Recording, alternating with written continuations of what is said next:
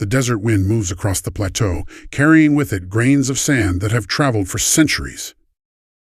Ahead rises a shape so precise, so impossible that for 4,500 years it has refused to yield its secrets. The Great Pyramid of Giza, stone stacked upon stone, higher than any human dwelling for nearly 4 millennia. And yet, for all our modern cranes, lasers, and satellites, one question remains maddeningly unresolved: how did they do it? What did the builders know? What techniques, what lost technology that we no longer possess?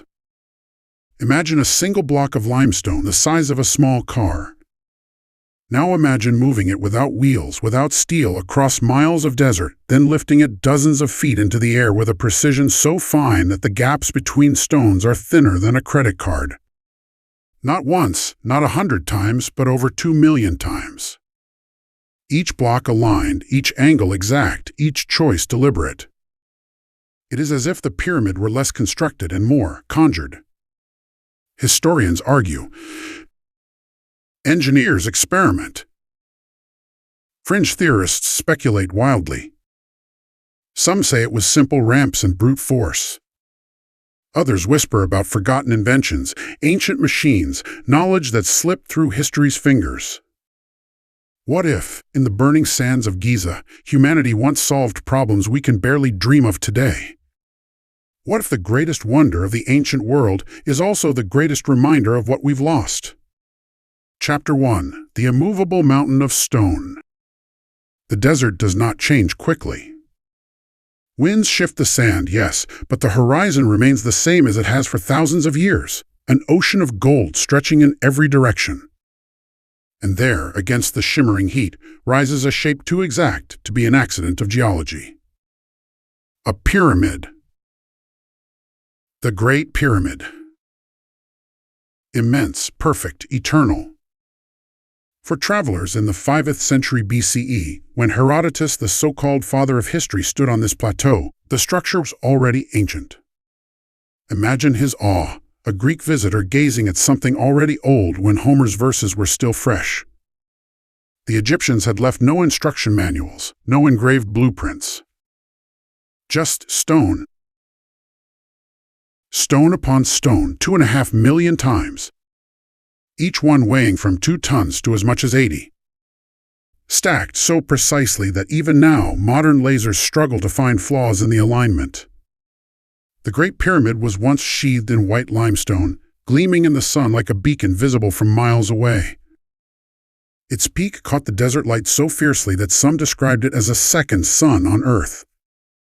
Today, the smooth casing stones are mostly gone, stolen, or eroded, but the raw bones remain. And even stripped, it defies comprehension. It is 450 feet tall, taller than a modern skyscraper's 40 stories, and yet built over 400–500 years ago by hands that had never seen iron, never seen wheels strong enough for such burdens, never seen cranes. Pause for a moment and hold that contradiction. We, with all our technology, our steel machines and hydraulic lifts, struggle to imagine recreating this monument today. Engineers argue endlessly about whether we even could. The pyramid is not just stone, it is a riddle in stone. The question that refuses to die. How was it built? The question has haunted explorers, historians, engineers, and dreamers for centuries. Every generation has taken its turn at solving the riddle, and every generation leaves with more questions than answers. For some, it is enough to say ramps, ropes, and brute strength. For others, this feels like trying to explain a thunderstorm by saying, water falls from the sky. True, perhaps, but insufficient. Because when you stand at the foot of the pyramid, looking up at that endless slope of stone, the thought creeps into your mind. They must have known something we don't. Something has been lost. A technology, a method, an insight so simple and yet so powerful that it allowed Bronze Age builders to perform feats we can scarcely duplicate.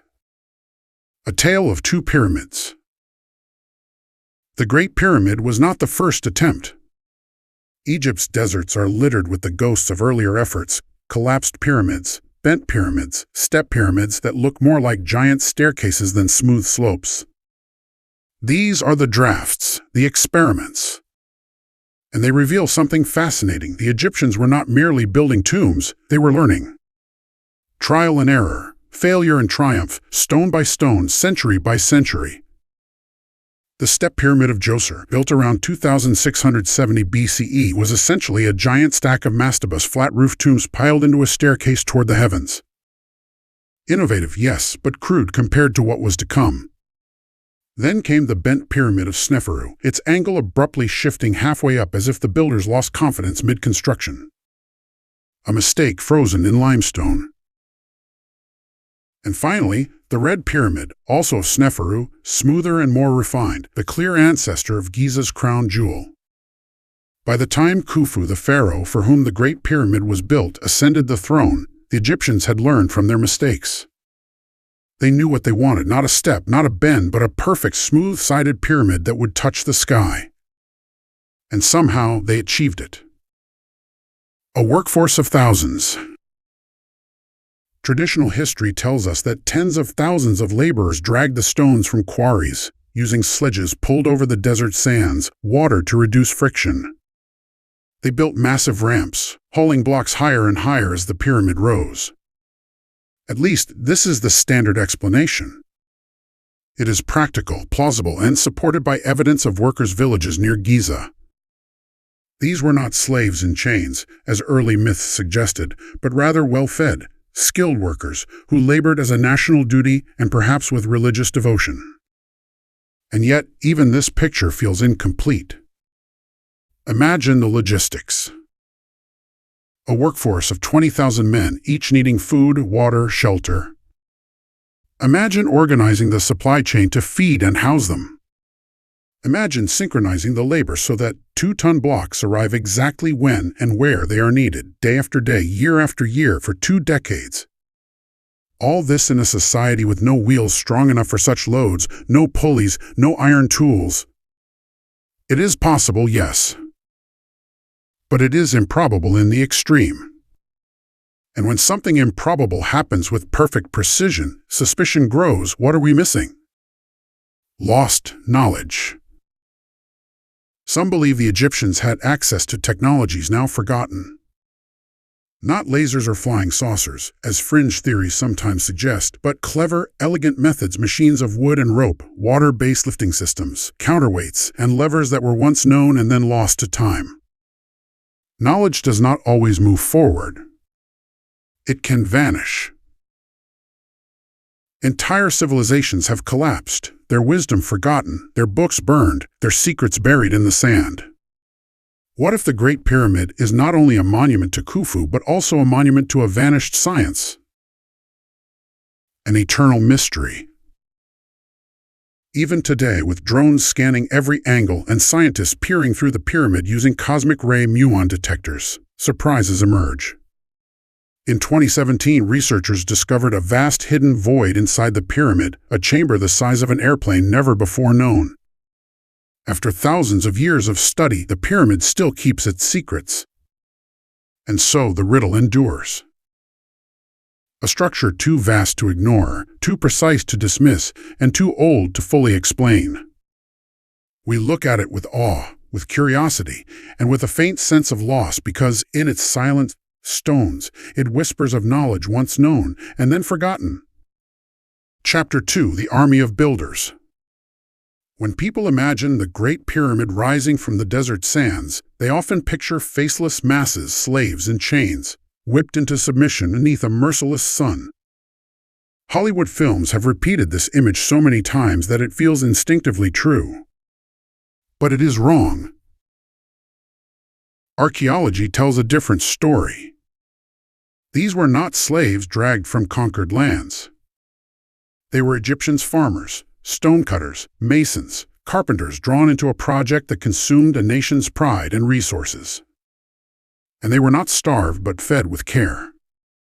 Excavations near the Giza Plateau have revealed entire workers' villages, streets, dormitories, bakeries, breweries. Evidence of beef and fish consumption, of bread and beer provided in astonishing quantities. If slavery had built the pyramid, it would have left different scars. Instead, what we find is something more extraordinary, a civilization mobilized not by chains but by belief. The rhythm of the Nile. To understand this, imagine the Nile. Each year, the river floods, swelling across the land, saturating the soil with rich silt. For several months, farmers cannot till their fields, their work pauses. What does a pharaoh do with an idle population? He turns them into builders. Tens of thousands of peasants left their fields when the waters rose, joining the pyramid workforce. To them, this was not wasted time. It was service to the gods, service to Egypt, and perhaps a way to earn favor in the afterlife. When the Nile receded, they returned home, fields ready for planting again. The cycle of agriculture became the cycle of construction. This rhythm gave the project stability. The pyramid was not the madness of a single ruler, but a woven part of Aeon life itself, recurring with the pulse of the river. Logistics on a scale beyond imagination. Now imagine the task of feeding and housing such a workforce. Archaeologists estimate that 4,000 cattle and 20,000 sheep or goats may have been consumed yearly by the builders. Think of the caravans bringing supplies from distant farms, the granaries storing wheat, the breweries fermenting beer by the thousands of liters. Even water was a problem. The desert is merciless, yet each worker needed gallons of it every day. Some suggest canals may have been dug from the Nile, bringing water closer to the plateau. Others imagine fleets of boats carrying stone and provisions alike. What emerges is not only a feat of engineering, but a feat of management. The pyramid is not just a mountain of stone, it is a triumph of logistics, organization, and planning on a scale that rivals modern armies. The work itself. Picture a typical day. The sun rises, casting its first rays over the desert plateau. The foreman's voice echoes as groups of men gather around their assigned tasks. Some quarry stone, chiseling with copper tools and pounding with dolerite hammers. Others transport blocks on sledges, dragging them across paths lubricated with water to reduce friction. Teams of men sing chants to synchronize their movements, heave, step, each motion timed to a rhythm that turns raw muscle into coordinated power. At the construction site, ramps of packed mud and stone rise against the growing pyramid. Teams haul blocks upward, straining but steady. Supervisors, often priests or scribes, record the progress in ink on papyrus, calculating angles, measurements, alignments with the stars. The work is brutal, but it is also rhythmic, ordered, and astonishingly precise. The human touch. Amid this grand effort, there are human stories. Graffiti carved into the stones by workers themselves has been found. The Friends of Khufu. The Drunkards of Menkaure. They left behind jokes, team names, even boastful signatures. This was not the silence of slavery, it was the chatter of camaraderie, pride, and humor. One imagines a worker, wiping sweat from his brow, carving a crude hieroglyph onto a hidden block, a message to the future. We were here. We did this. The cost of glory. But pride did not erase pain. Injuries were common: crushed hands, broken bones, strained backs. Graves near the workers' village show men who lived short, hard lives. Yet they were buried with respect, sometimes with offerings, not tossed aside. They were honored as participants in something eternal. To them, the pyramid was not merely Khufu's tomb, it was a stairway to the gods, a machine of immortality. To build it was to share in divine purpose. The question of technique. And still the puzzle remains. Even with an army of workers, even with food, water, and ramps, how? How does one align a structure so perfectly that its sides deviate from true north by less than 4 minutes of a degree? How do you raise blocks weighing dozens of tons into the king's chamber, stacked with millimeter precision?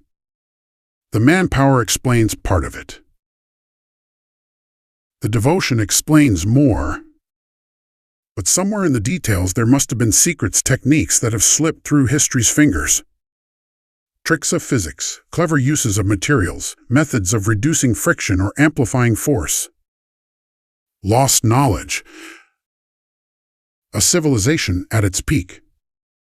The Great Pyramid stands not only as a tomb but as a statement. Egypt at its height, a civilization confident enough to reshape the desert into geometry, to bend nature to human will.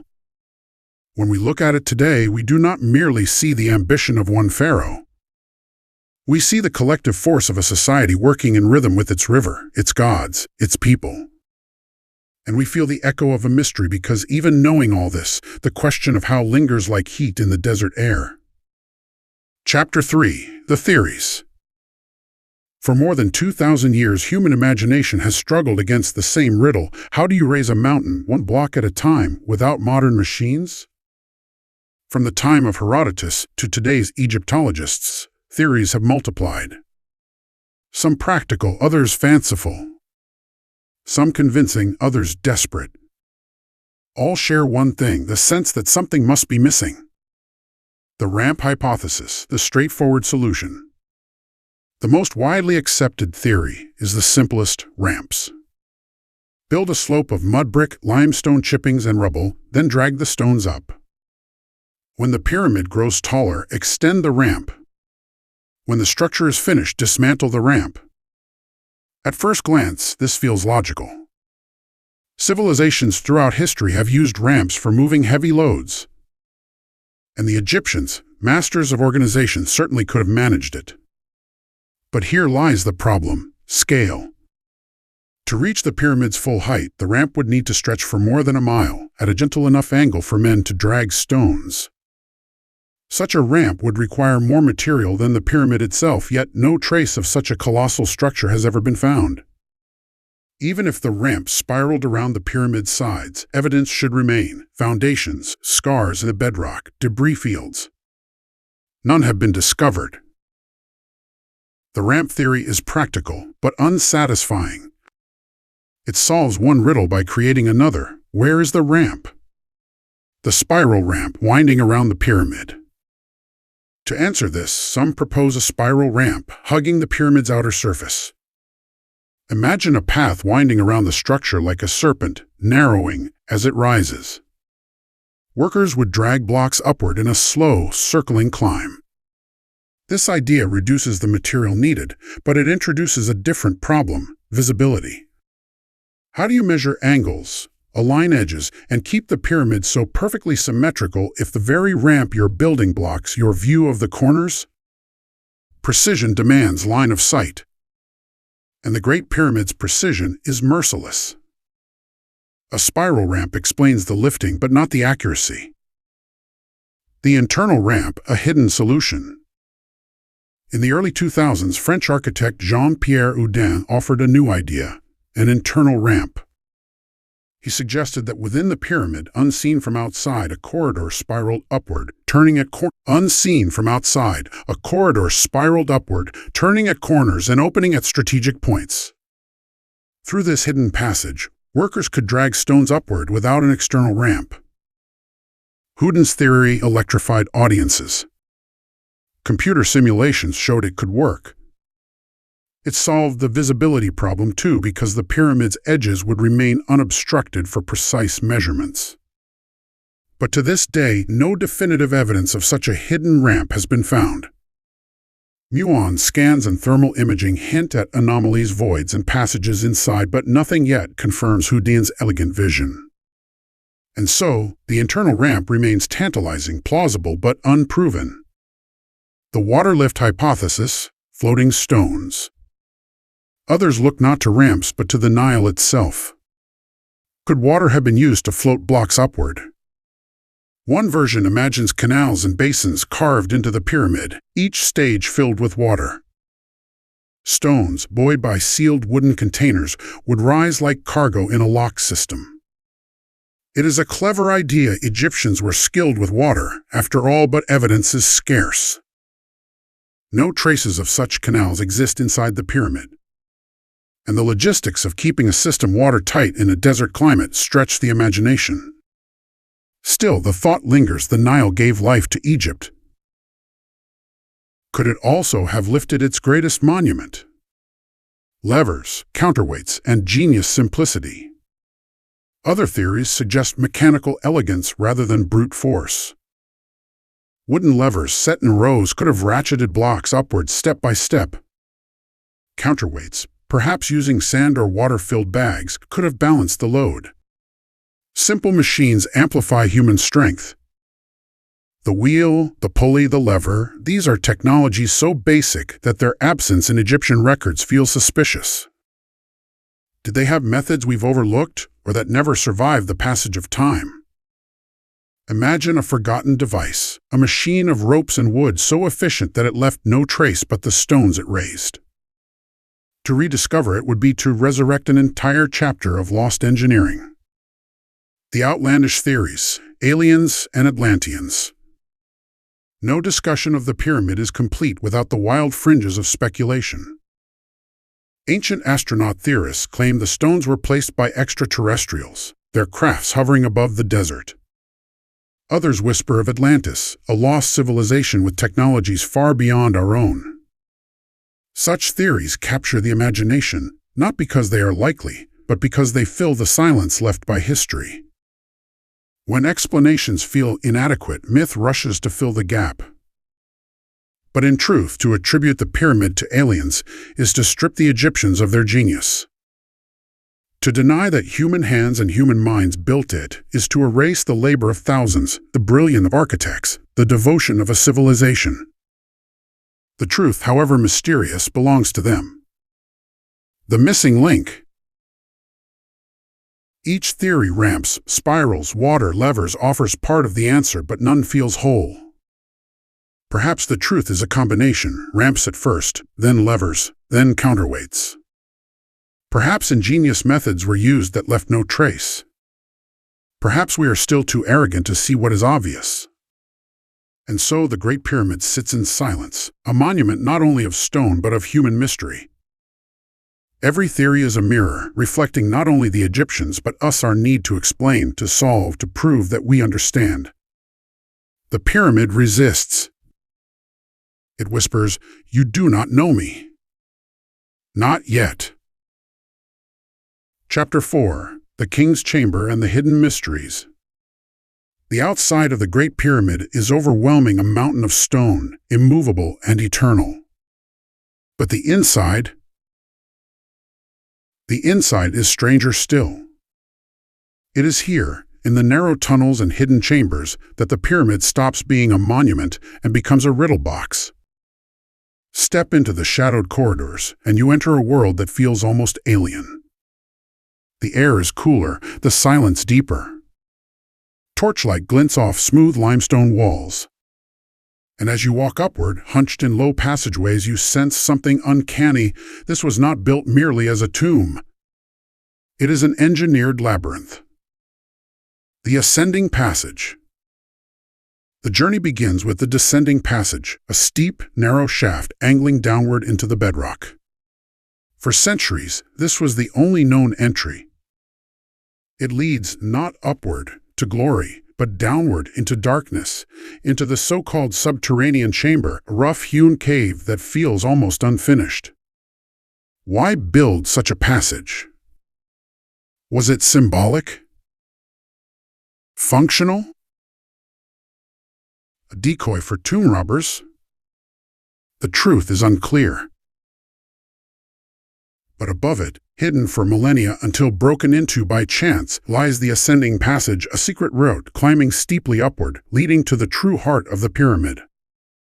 Imagine the shock of the first explorers crawling through this claustrophobic shaft, lit only by flickering lamps, the air thick and stale. Each step upward brought not answers but more mystery. The Grand Gallery. At the top of the Ascending Passage, the space suddenly erupts into vastness. The Grand Gallery. A corridor 153 feet long, 28 feet high, its corbelled walls rising like the ribs of some colossal beast. It feels less like architecture and more like cathedral design. Why such a massive, extravagant hallway inside a tomb? Some theorists believe it functioned as a staging area for moving blocks, perhaps even as part of a counterweight system. Others see it as purely symbolic, a passage for the pharaoh's soul to ascend. Standing inside, the effect is overwhelming.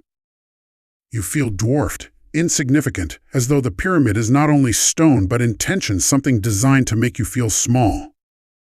The King's Chamber.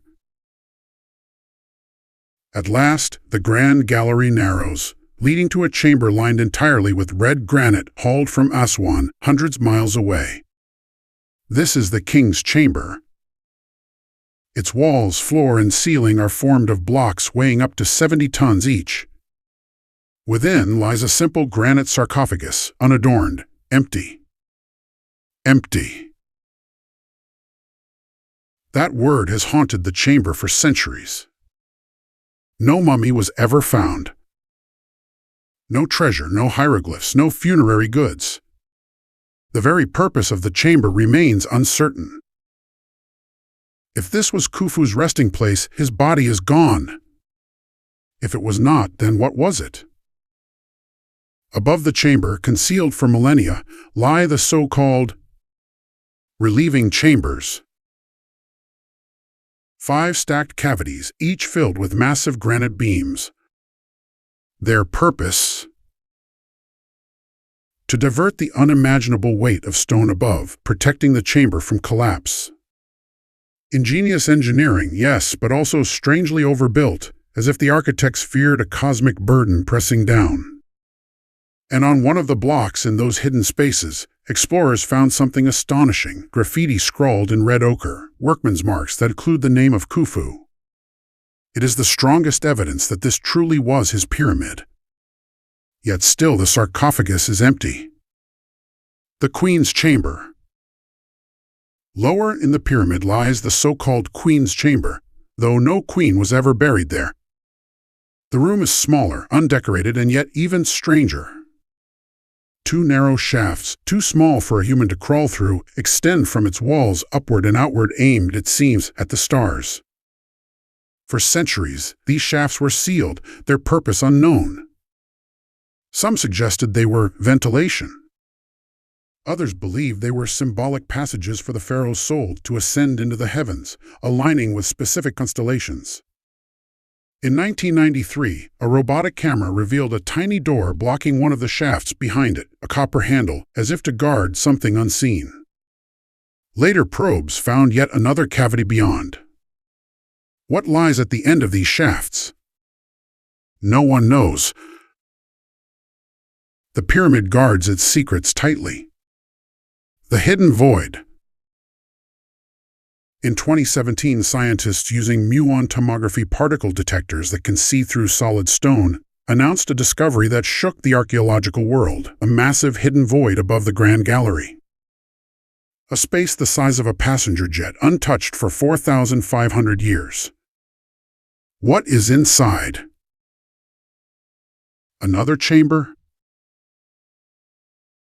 A structural cavity? A secret burial vault?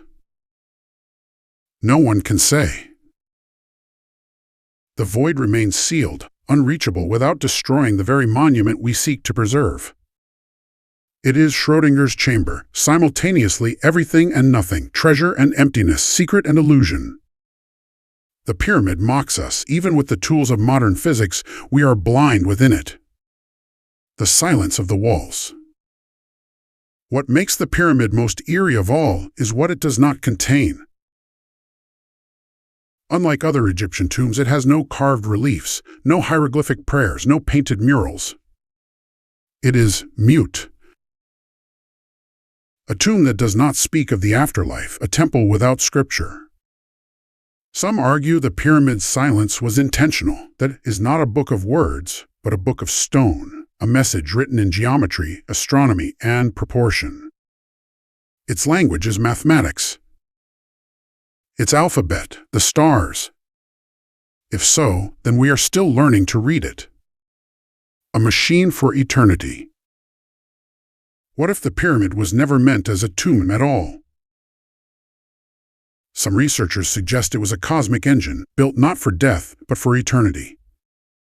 Its shafts align with Orion and Sirius. Its dimensions encode the Earth itself. The ratio of its height to its base mirrors the curve of the planet. Its perimeter corresponds to the length of a solar year. Coincidence or design? Was the pyramid a monument, a tomb, a star map, a time capsule? Or was it something stranger, a machine built not to preserve a body, but to preserve knowledge? The heart of the mystery. When you stand in the king's chamber, the granite cold hands, the silence pressing in, you feel a strange sensation. It is not merely a room. It is a question. The Egyptians left us no manual, no explanation. They left only stone. And inside that stone, voids, shafts, chambers, alignments, hints of a logic we do not yet grasp. The king's chamber is empty. But in its emptiness lies the greatest presence of all, the unknown. Chapter 5: Stars, Gods, and Sacred Geometry. At first glance, the Great Pyramid seems to be an earthly monument, stone, sweat, blood, and dust. Yet, the more one studies its proportions, its alignments, its silent geometry, the more it becomes entirely an observatory, a cosmic message, a frozen prayer written not in words but in mathematics. The pyramid and the stars. The ancient Egyptians lived beneath a sky alive with meaning. To them, the heavens were not distant, they were the realm of gods, a map of immortality. Orion was Osiris, lord of the underworld. Sirius was Isis, goddess of magic and rebirth. The northern stars circling endlessly were the imperishables, eternal lights that never set, symbols of eternity itself. And the pyramid points directly at them. Each side of the Great Pyramid aligns almost perfectly with the cardinal directions north, south, east, west, with an error so small that even modern surveyors marvel. How could they achieve such precision without compasses, without telescopes, without GPS? Most likely, they watched the stars themselves, tracking their rising and setting, fixing the pyramid's orientation to the eternal cosmos. The shafts of the king's and queen's chambers strengthen this suspicion. They do not simply lead nowhere, they aim directly at sacred stars. One points to Orion's belt, another to Sirius, another to the northern stars. These were not vents for air. They were vents for souls. The pharaoh, upon death, was not simply buried. He was launched into the heavens, his spirit guided by shafts of stone that pointed to eternity. Sacred numbers. The mathematics of the pyramid only deepen the mystery. The ratio of the pyramid's height to half its base is nearly identical to pi pi. The ratio of its perimeter to its height reflects 2 pi, echoing the relationship between a circle and its radius. Some argue it even encodes the golden ratio, phi, revered in later ages for its appearance in nature, art, and architecture. Coincidence? Perhaps. But if deliberate, then the pyramid is not merely architecture, it is mathematics carved into the earth itself. And consider this, the base of the pyramid covers 13 acres. Its perimeter, when measured in cubits, the Egyptian unit corresponds astonishingly to the length of a solar year in days. Did the architects intend to bind heaven and earth, time and eternity, into stone? The pyramid as a cosmic mountain. In Egyptian mythology, creation began with a mound of earth rising from the waters of chaos. From that first mound, life emerged, the sun rose, the gods were born. Every pyramid is a symbolic echo of that first mound, that sacred hill of creation. But the Great Pyramid is the echo perfected. A mountain not of chance but of design. A man-made horizon, linking desert and sky, earth and stars, life and eternity. To climb its sides is to ascend creation itself. To stand at its peak, once capped with gleaming white limestone and perhaps a golden tip, was to touch the sun. Geometry as theology. For the Egyptians, religion and mathematics were not separate. Geometry was sacred. Proportion was divine. To build in harmony with the cosmos was to participate in creation itself. Thus, the pyramid becomes more than a tomb. It becomes a prayer. A prayer written not in hieroglyphs, but in angles. Not in ink, but in stone. A message designed to last not centuries, but millennia. What does it say? Perhaps only this: we were here. We understood the heavens. We sought eternity.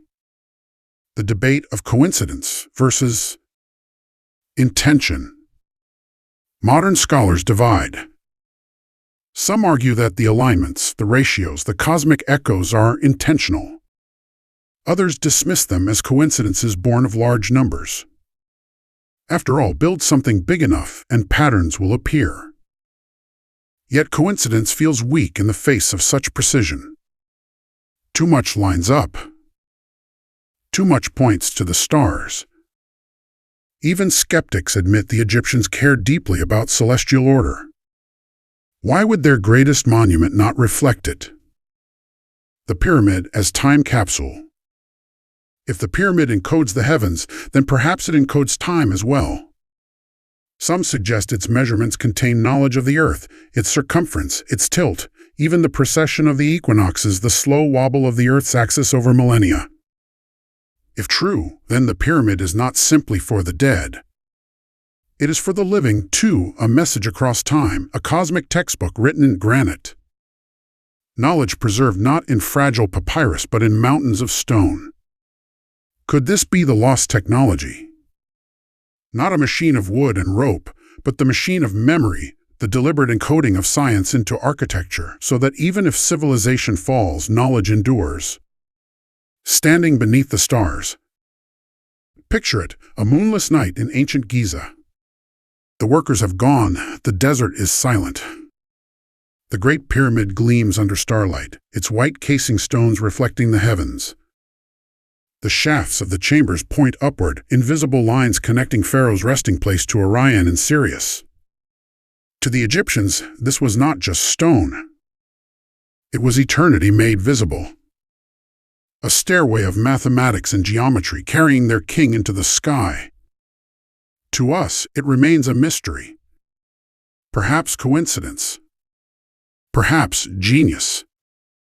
Perhaps both. But one thing is certain: the pyramid is not only aligned with Earth, it is aligned with forever. Chapter 6: The Legacy of Lost Knowledge. The Great Pyramid looms in silence, a monument to an age long past. But its greatest lesson may not be what it reveals, rather, what it conceals.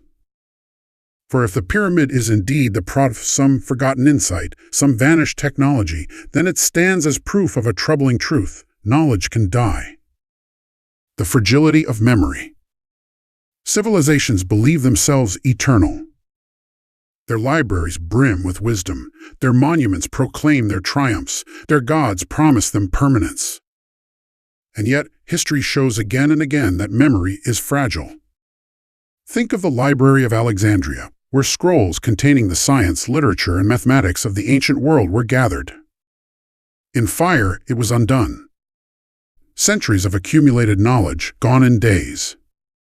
We remember Aristotle, but how much of his thought was only preserved because fragments survived? How many voices vanished completely? If Egypt once knew methods of lifting massive stones with elegant efficiency, if they once possessed tools or insights now unrecorded, then perhaps those secrets fell victim to the same erasures. Not all wisdom is carved in granite. Much of it rests on fragile papyrus or in the minds of craftsmen, and these are easily burned, lost, or buried.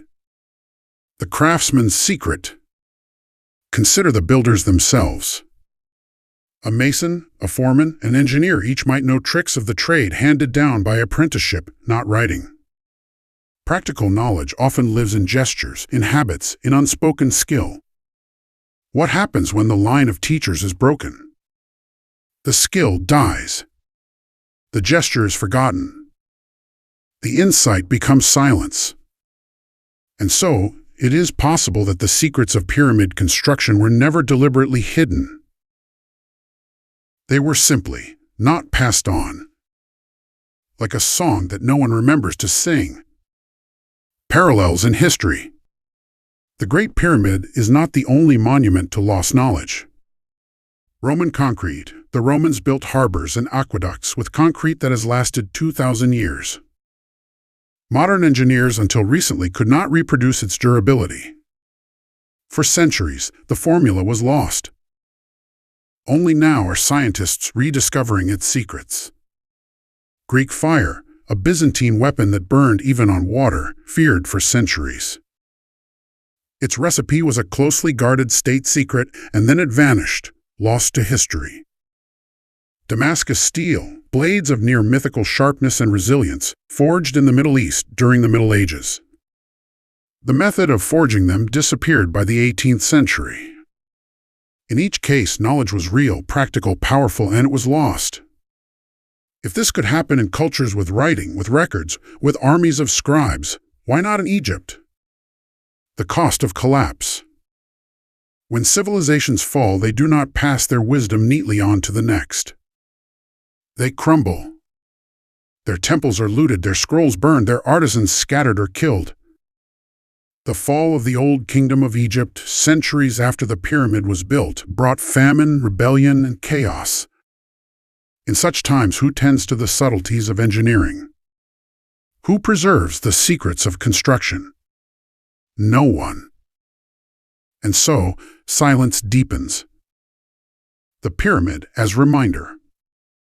The Great Pyramid may then be more than a mystery. It is a warning. It whispers to us that progress is not inevitable, that knowledge does not march forward in a straight line.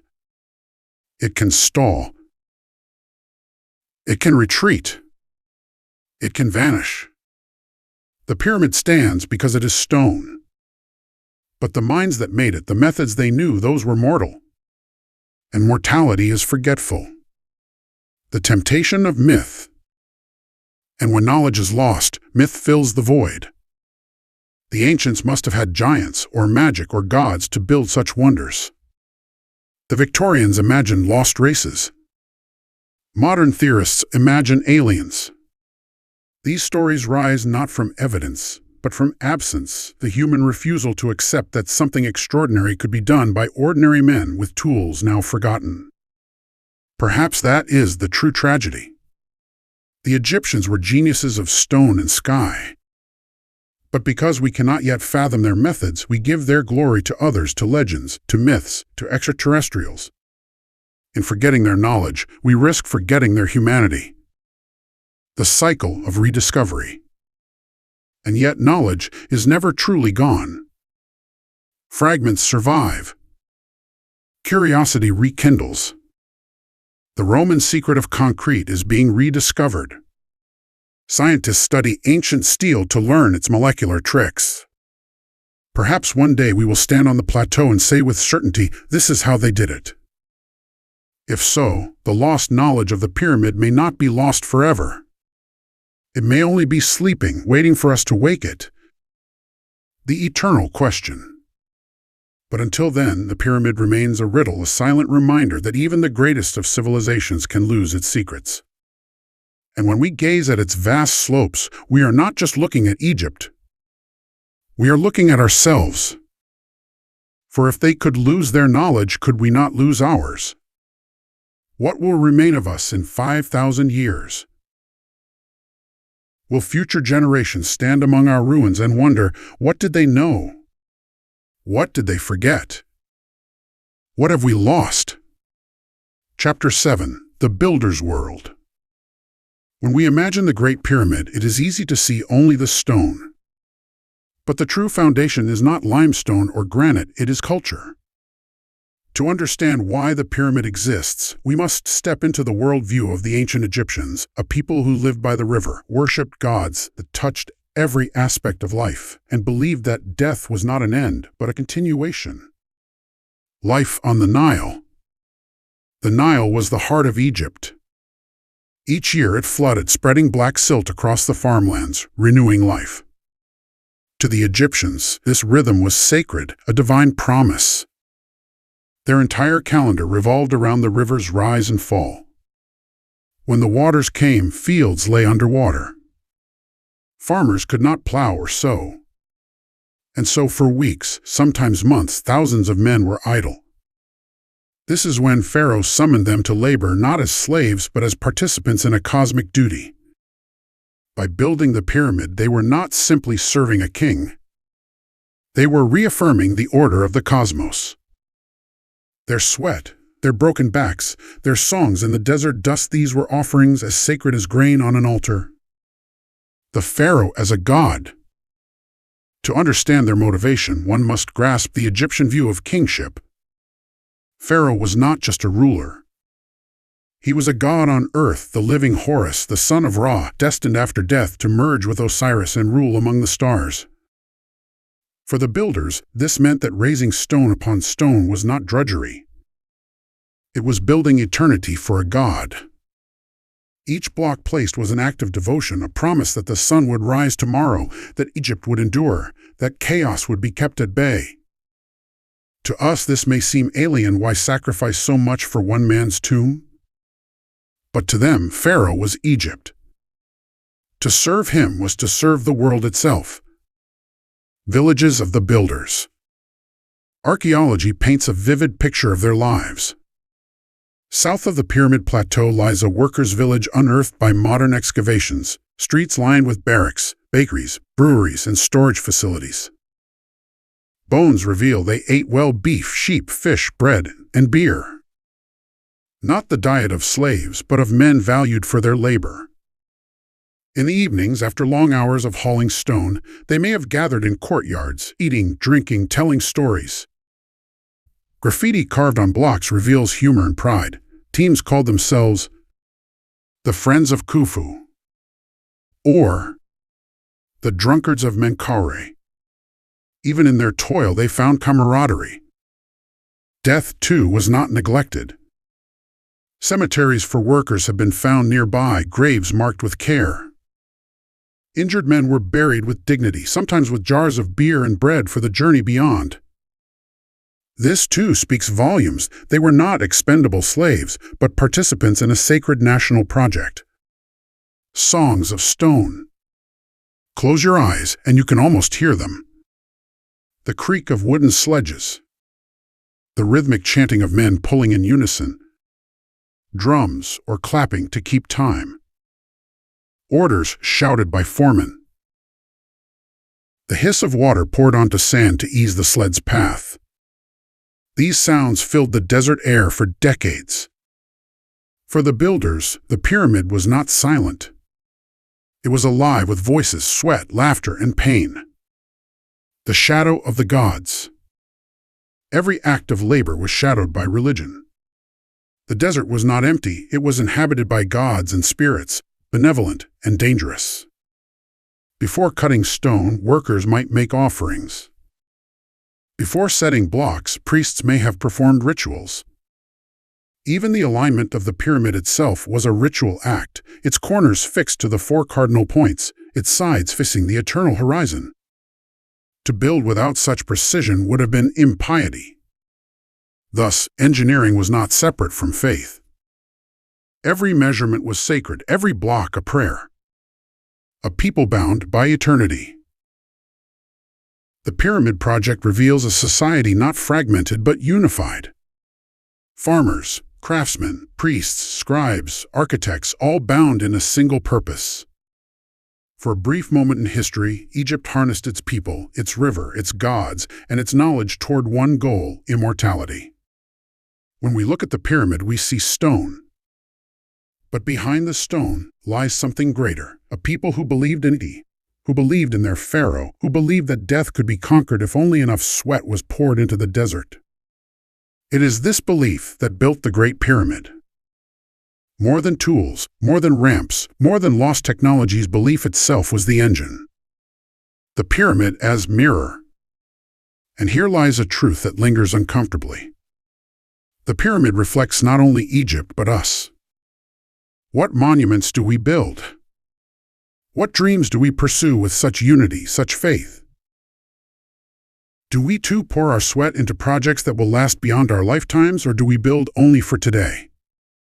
The Egyptians remind us that a society can dream of eternity and act upon that dream with such force that 400 or 500 years later, their stones still stand.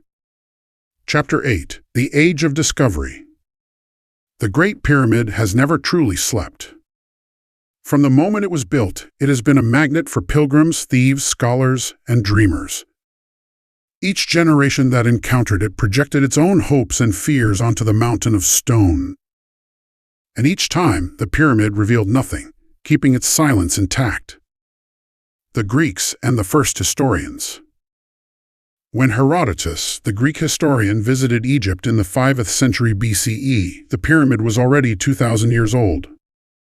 To him, it was as ancient as Stonehenge is to us today. He asked questions, gathered stories, and recorded what Egyptians told him, that 100 men built it, laboring in 3-month shifts for 20 years. But Herodotus also passed along myths, tales of forced labor, of vast sums of onions and garlic fed to workers, of the pharaoh Cheops Khufu as a tyrant who closed temples and forced his daughter into prostitution to fund construction. Were these truths, exaggerations, or slanders passed down through Egyptian whispers?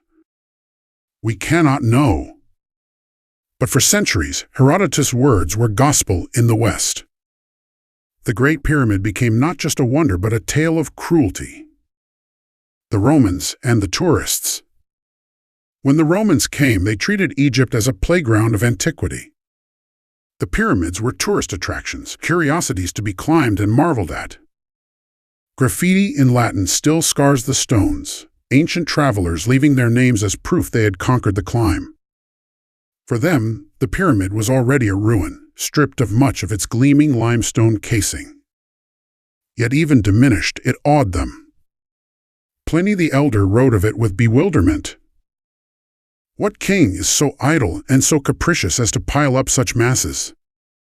The Romans did not understand. But they could not look away. The silence of the Middle Ages. As centuries passed, the world changed. Christianity rose, then Islam. The pyramids stood through it all. In the medieval Islamic world, they were seen not as tombs, but as storehouses of ancient wisdom, perhaps even the lost sciences of the antediluvian world, knowledge preserved from before Noah's flood. Arabic scholars and travelers spun tales of hidden treasures buried within, scrolls of magic, gold beyond imagining, secrets of astrology and alchemy. The pyramid was not just stone, it was a vault of wonder. Al-Mamun's Tunnel. In the year 820 AD, the Caliph Al-Mamun ordered his men to break into the Great Pyramid, searching for treasure. With hammers, chisels, and fire, they dug into the northern face, carving a rough passage that still serves as the tourist entrance today. What did they find? Not riches, not scrolls, not divine secrets. Only empty chambers, silent corridors, and granite stone.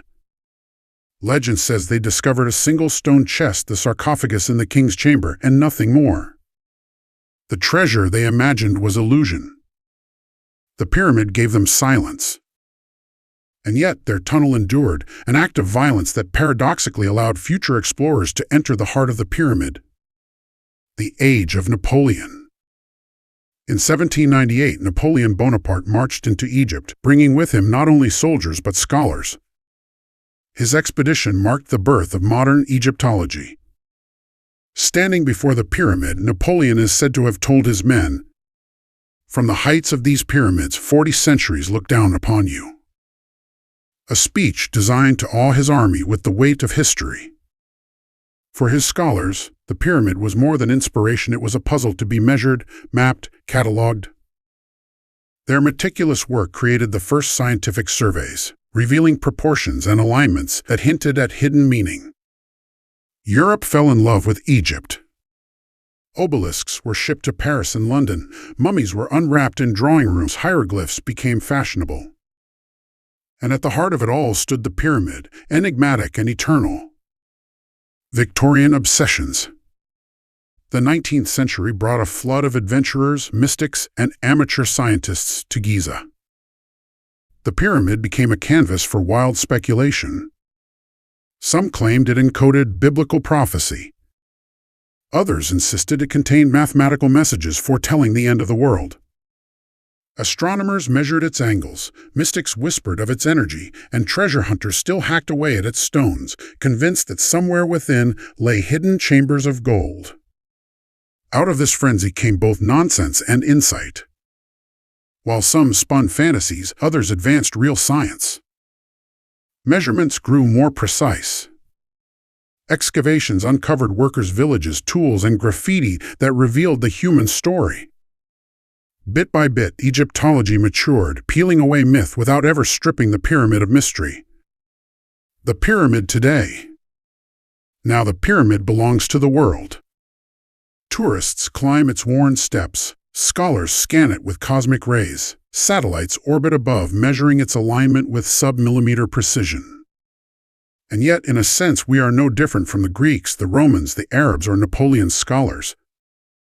We stand at its base, staring upward, projecting our own ideas onto its silent face. To some, it is a tomb. To others, a time capsule. To still others, a machine of forgotten science. Each age sees what it wants to see.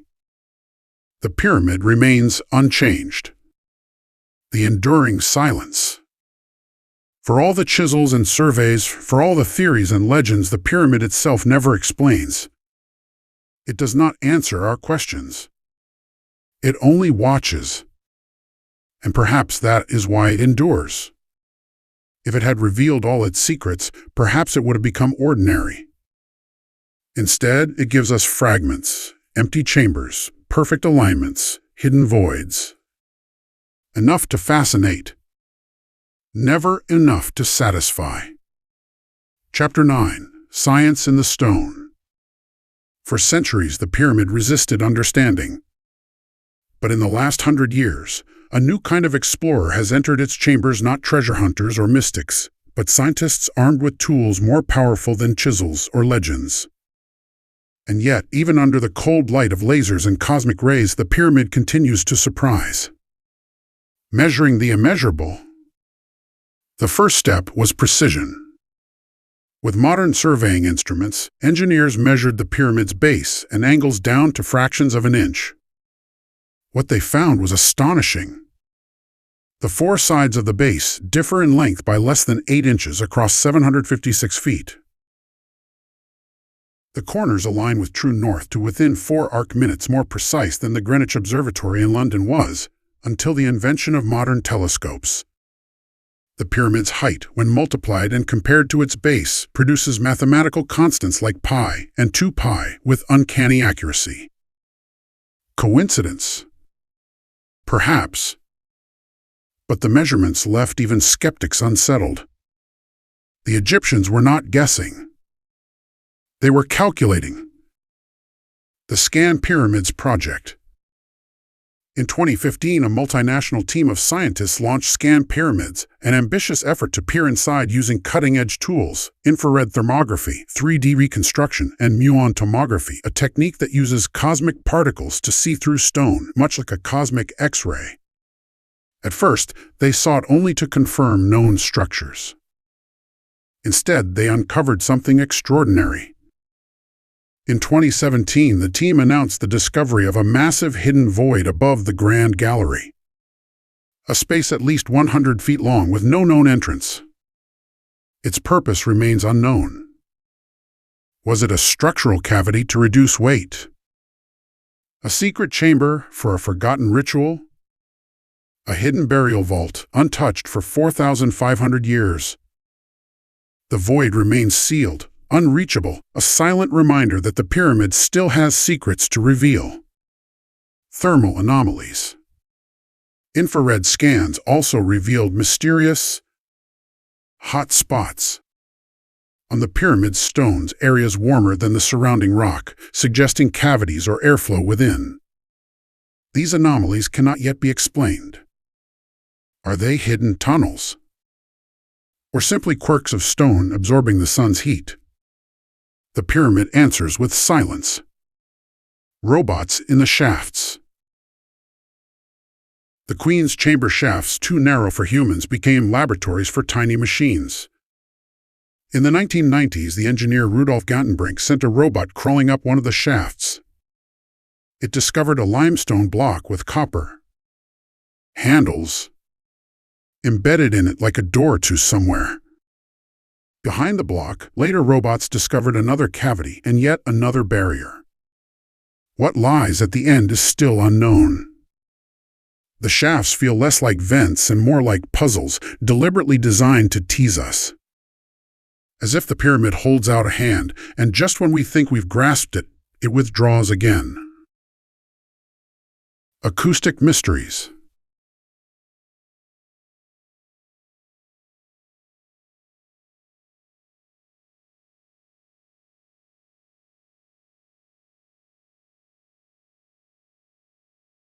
Some researchers have studied the acoustics of the king's chamber.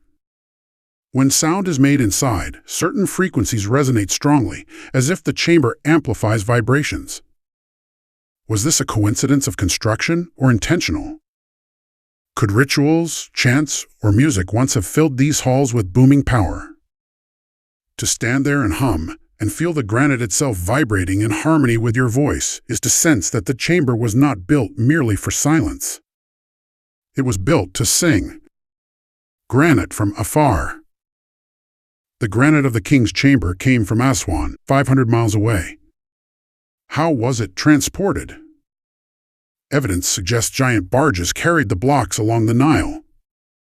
Recent discoveries of papyri logbooks of an official named Mirror describe the transportation of limestone casing stones in boats. This is perhaps the most direct evidence of the pyramid's construction, fragments of a forgotten diary casually noting the movement of blocks for Khufu's project. Proof that behind the mystery lay human planning, sweat, and ingenuity. Yet even with this evidence, questions remain. Moving granite is one thing. Raising it into position 70 tons at a time is another. No papyrus explains that part. Radiation and cosmic alignment. Other studies suggest that the pyramid focuses electromagnetic energy. In 2018, physicists modeled the structure and found it could resonate with radio waves, concentrating them in its internal chambers and beneath its base. This does not mean the Egyptians built it as an antenna, but it reminds us that stone is not inert. Shape matters. Geometry can create effects we barely understand. And if modern physics finds strange properties in the pyramid's design, what did the ancients know? A monument still alive. What is most astonishing is that after 4,500 years, the Great Pyramid is not finished giving up its secrets. Each new technology reveals another layer of questions. Each discovery deepens the mystery rather than resolves it. It is as though the pyramid were not only a monument to Khufu, but a challenge, a riddle carved in stone, daring us across the centuries to try and solve it. And still, the silence holds. Chapter 10. The Pyramid in Myth and Imagination. The Great Pyramid does not speak, and so humanity has filled the silence with stories. From the whispers of ancient priests to the speculations of Victorian mystics, from fringe scientists to conspiracy theorists on late-night radio, the pyramid has been everything we want it to be: a tomb, a temple, a prophecy, a machine. It is less a monument than a canvas, and on it we have painted every dream, every fear, every unanswered question. The tomb of a tyrant. The oldest myth comes from Herodotus, that Khufu, remembered as Cheops, was a cruel king who forced his people into slavery, closing temples and prostituting his daughter to fund his folly. The pyramid, in this telling, is not a marvel of unity, but of oppression. Egyptologists now doubt this story. But for centuries it shaped how the West viewed the pyramid, as a monument to tyranny. The treasure vault. In medieval Islam, the pyramid became a vault of secrets, built before the flood to preserve ancient knowledge. Arab chroniclers wrote of hidden treasures inside, maps of the stars, magical texts, even devices that could harness the power of the heavens. To them, the pyramid was not a tomb but a time capsule of a lost civilization.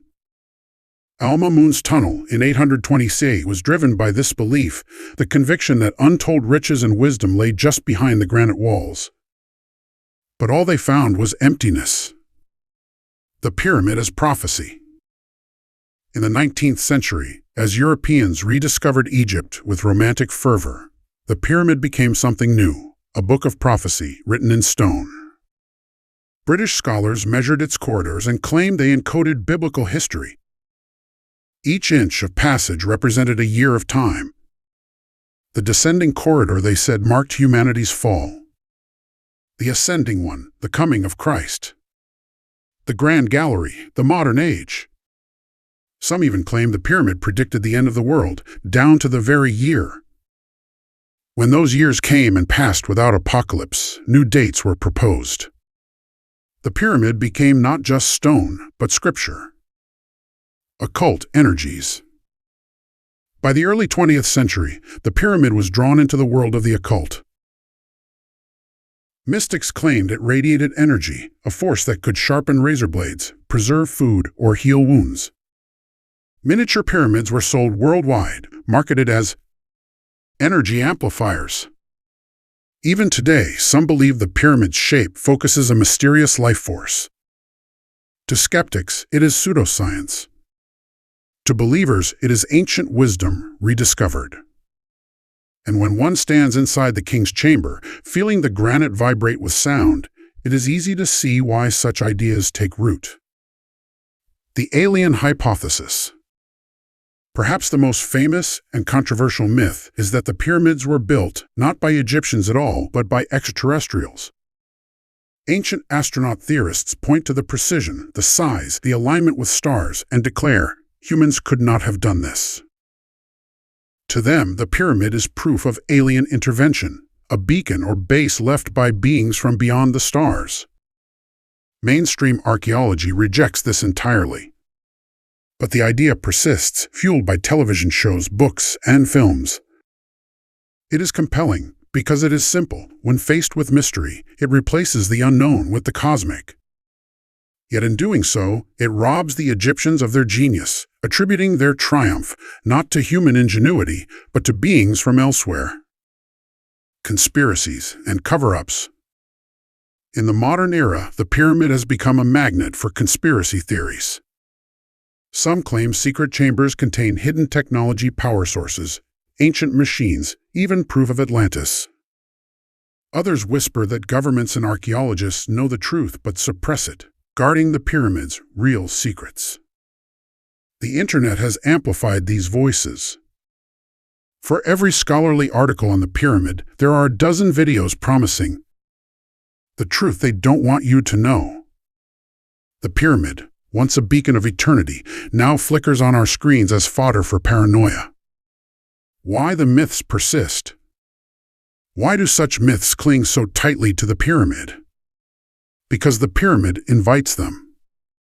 Its silence is a void, and voids demand filling. Its precision astonishes, and astonishment demands explanation. And when the ordinary ramps, ropes, labor feels insufficient, the extraordinary rushes in: aliens, magic, prophecy. The pyramid is not only Egypt's, it is humanity's mirror. We see in it what we most desire or what we most fear. The danger of forgetting humanity. And yet, in chasing myths, we risk forgetting the truest story, that human hands built this. Human sweat dragged the stones. Human eyes aligned it with the stars. Human belief gave it purpose. The real miracle of the pyramid is not that aliens or gods created it, but that ordinary men, guided by extraordinary vision, reshaped the desert into eternity. That is the greatest wonder of all. Chapter 11. Lessons for the Future. The Great Pyramid rises out of the desert like a frozen thought, a message from 4.5 millennia ago, carved in stone so enduring that even time itself has failed to erase it. But what is it telling us? What lessons lie hidden in its silence? Lesson 1. Knowledge is fragile. The pyramid whispers a truth that is both unsettling and humbling. Wisdom can be lost. If, as many believe, the Egyptians once knew methods of construction that we no longer understand, whether clever machines of wood and rope, or simple insights into friction and leverage, then those secrets are gone. They were not written down, or if, the papyrus crumbled, the ink faded, the libraries burned. What remains is only the product, not the process. We see the mountain, but not the path. This is a warning to us. We live in an age of vast information, but much of it is fragile, stored in servers, dependent on electricity, vulnerable to decay. If 1,000 years of darkness fell tomorrow, how much of our knowledge would survive? Would future generations stand before the ruins of our cities and wonder, as we do with Giza, how did they do this? Lesson 2. Ambition shapes eternity. The pyramid is a testament to ambition, on a scale almost beyond comprehension. It is not a house, not a palace, not even a city, but a mountain built by human will. The Egyptians were not content to live and die in the shadow of the Nile. They wanted eternity. They wanted their king to ascend to the stars.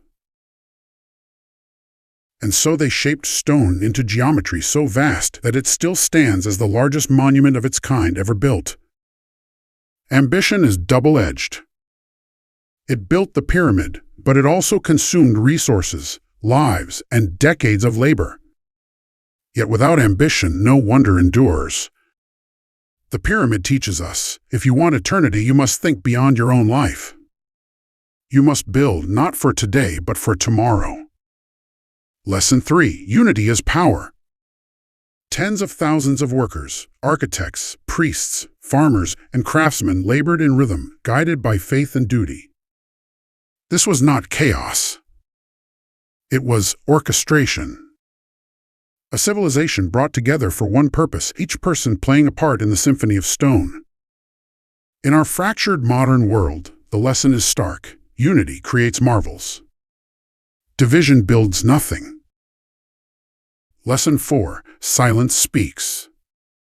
The pyramid has no inscription, no hieroglyphs on its walls, no obvious explanation of itself. Unlike later tombs in the Valley of the Kings, it does not explain.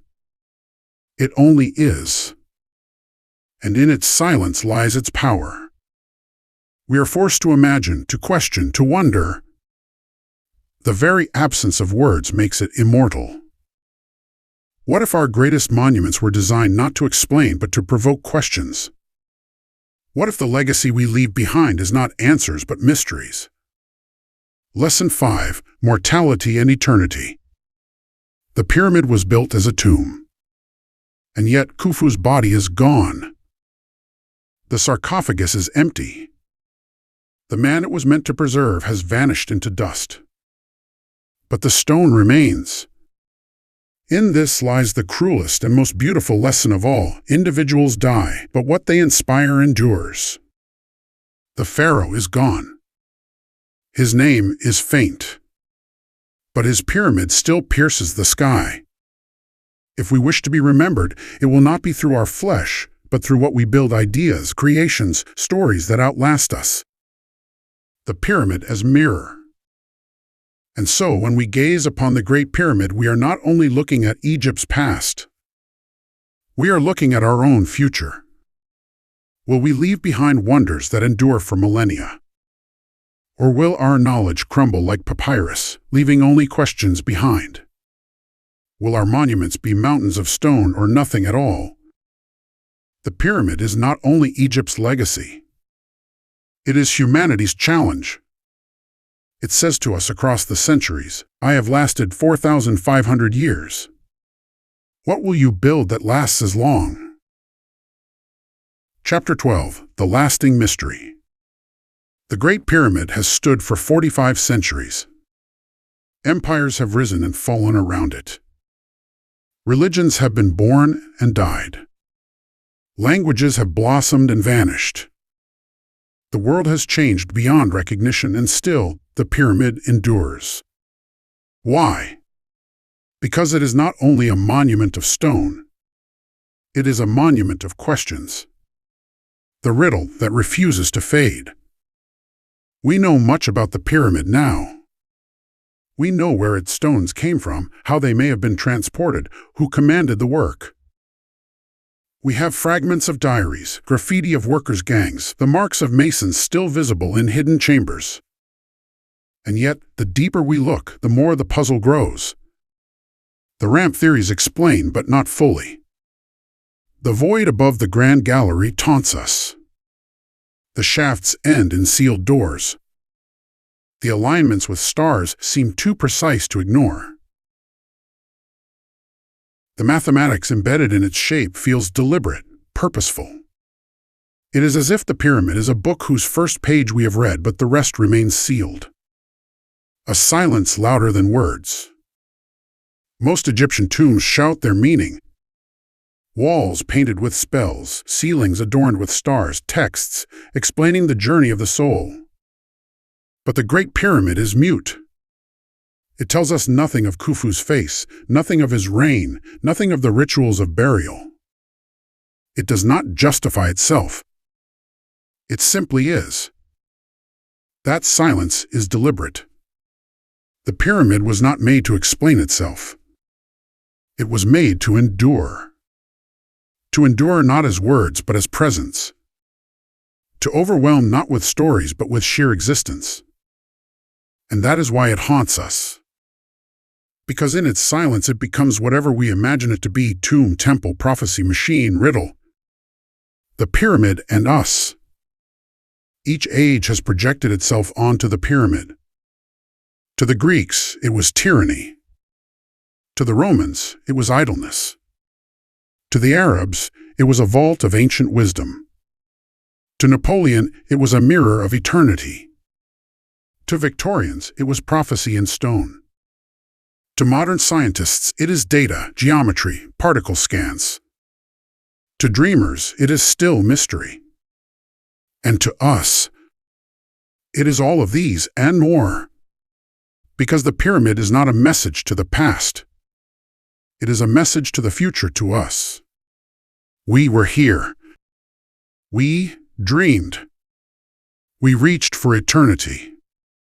The echo of eternity. Stand before it in the desert at dusk. The sun sinks, the sky turns gold, then purple, then black. Stars ignite above the plateau. The pyramid looms in shadow, its edges etched against eternity. In that moment, you feel the presence of 4,500 years of human wonder. You feel the echo of thousands of voices hauling stone. You feel the weight of questions that may never be answered. And you understand the pyramid's true power is not in what it tells us, but in what it makes us ask. The final question. The Great Pyramid of Giza endures as the last of the 7 wonders of the ancient world. It has survived earthquakes, invasions, looters, and time itself. But the greatest wonder is not its endurance. The greatest wonder is this: that after all our science, all our study, all our speculation, we still stand before it in awe, humbled, astonished, unsure. And perhaps that is the point. The pyramid does not exist to give us answers. It exists to remind us that mystery itself is eternal. Chapter 13. The Pyramid and Time. The Great Pyramid is not only a structure of stone, it is a structure of time. To stand at its base is to feel centuries pressing in, to sense the weight of ages stretching backward and forward, as if the pyramid were less a monument and more a clock, a keeper of eternity. Older than history. When the last woolly mammoths wandered the Arctic tundra, the pyramid was already standing. When Stonehenge's trilithons were raised, the pyramid was already ancient. When Rome was founded, the pyramid had already witnessed 15 centuries. And when Shakespeare wrote his plays, the pyramid was older to him than he is to us.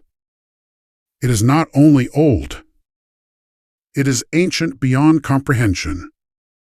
The human timescale. Human lives are measured in decades. Nations rise and fall in centuries. Civilizations flourish and collapse in millennia.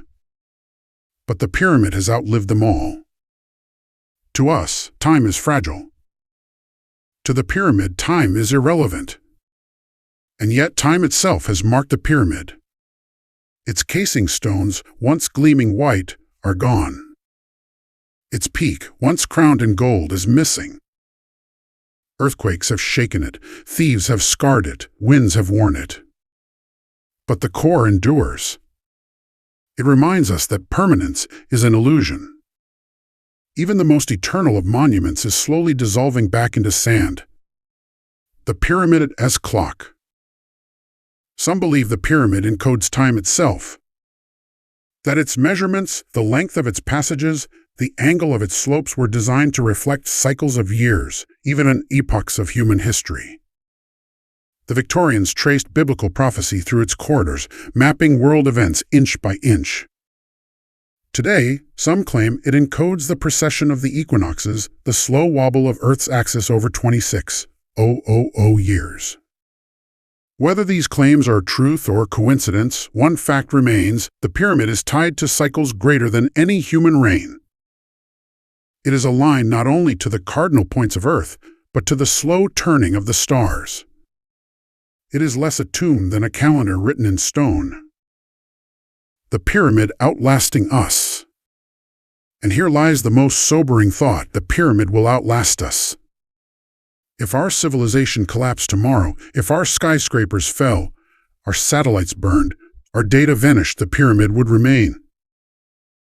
In 10,000 years, our cities may be dust, but the pyramid will still rise against the horizon, silent, enduring, a riddle to whatever future species stumbles upon it. What will they think? Will they see us as we see Egypt, as a people capable of wonders, but who let their secrets slip away? The pyramid and deep time. In the end, the Great Pyramid forces us to confront deep time, time beyond kings, beyond empires, beyond even humanity. It belongs not to history, but to eternity. It is a mountain carved by hands, yet indistinguishable from the natural peaks of Earth. It is human, and yet more than human. And it asks us, what will you leave behind that endures in time's river? Chapter 14, A Global Fascination. Few structures on Earth command universal recognition. The Eiffel Tower belongs to Paris, the Colosseum to Rome, the Taj Mahal to India. But the Great Pyramid belongs to the world. It is a landmark not only of geography but of imagination. The wonder that endures. Of the 7 wonders of the ancient world, 6 are gone: the Hanging Gardens, the statue of Zeus, the Colossus of Rhodes, the mausoleum at Halicarnassus, the Temple of Artemis, the Lighthouse of Alexandria. All are dust, rubble, legend. Only the Great Pyramid remains. For 2,000 years, travelers approached it as pilgrims, ticking it from the ancient world's most coveted list. And though the word wonder has lost much of its gravity in modern speech, the pyramid still deserves it. It is not merely admired, it is wondered at. The traveler's obsession. From the time of Herodotus onward, countless travelers have stood at the pyramid's base and written about it. The Roman tourist carved his graffiti, declaring, "I was here." The medieval pilgrim whispered of hidden vaults. The Victorian explorer measured angles and distances with feverish precision. And the modern tourist, sweaty, camera in hand, still gasps as they emerge from the streets of Cairo to the vast plateau of Giza, where suddenly, beyond taxis and vendors, rises a mountain of stone older than all their cities combined. No photograph prepares you. No textbook conveys it. Standing before it, your sense of scale fractures. And across cultures, across centuries, that same gasp has echoed, "How could this be?" The pyramid in literature. Writers have long mined the pyramid for metaphor. Percy Bysshe Shelley invoked Egypt's ruins in his haunting poem Ozymandias, though not naming the pyramid but channeling its spirit, the hubris of kings, the futility of glory, the silence of time. For Edgar Allan Poe, the pyramid was mystery incarnate, a symbol of the unknowable. For Arthur Conan Doyle, it was a setting for hidden chambers and lost secrets. In literature, the pyramid is never mere backdrop. It is character. It speaks of power, arrogance, eternity, mystery. The pyramid in faith. To some, the pyramid has even been folded into their theology. 19th and early 20th century religious groups saw it as divine geometry encoded with prophecies of humanity's fate. Others insisted it held measurements placed there by God Himself, confirming Scripture. Though mainstream theology rejected these claims, the pyramid's spiritual pull is undeniable. For believers and mystics alike, it is not stone but symbol, a stairway to the divine. The tourist economy. Today, millions of visitors journey to Giza each year. The site is a paradox, one of the most photographed places on Earth, and yet still capable of awe. Vendors hawk trinkets, guides spin tales, camels wait in the sun. The air smells of dust, sweat, and roasted corn. And yet, step a little away from the crowd. Find a quiet corner in the shadow of the pyramid. Suddenly, the noise fades. You look up, and for a moment you are alone with 4,500 years. This is the magic that keeps the world coming back, the ability to make the modern vanish, to thrust you face to face with eternity. A universal symbol. The pyramid has transcended Egypt. It appears in company logos, in sci-fi films, in motivational posters. It has become shorthand for mystery, power, knowledge, eternity. Why the pyramid, and not some other shape? Perhaps because the pyramid is stability incarnate, wide at the base, narrow at the top, reaching for the sky, while rooted in earth.